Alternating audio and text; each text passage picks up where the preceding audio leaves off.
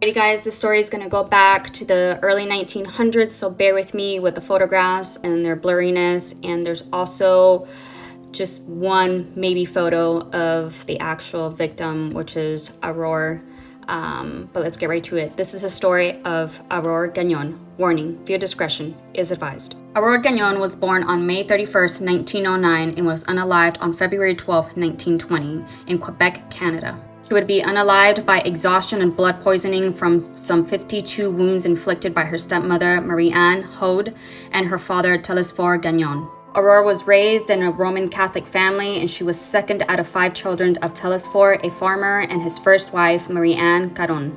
They lived in a small village in Quebec on the south shore of St. Lawrence River.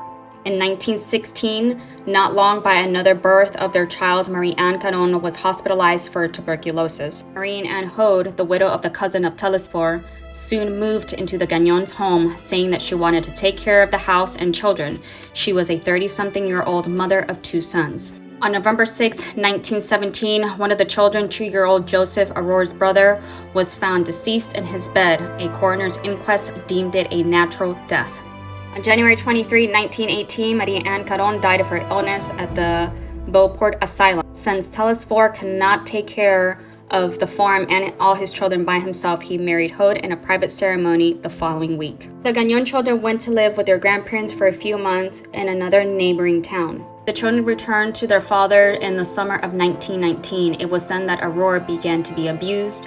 Hode did abuse her stepdaughter only physically. Several eyewitnesses testified that she had once tried to poison Aurore by urging her to drink detergent. In September 1919, 10-year-old Aurore was hospitalized for more than a month at the Hôtel Dieu de Quebec with a severe leg infection, which was caused by her stepmother branding her with a metal poker. Upon her release, the beatings resumed. The stepmother would come upstairs to the victim's room every night to beat her with pieces of wood. She would also be beaten with a pitchfork handle the very day she was unalived. She was beaten with an axe, a handle, curling iron, rope, and a switch. The blows fell on her face, back, her buttocks, her legs, and feet. At the time she might be tied up, she was forced to eat bread spread with highly caustic lye, and at least one occasion she was made to swallow excrement.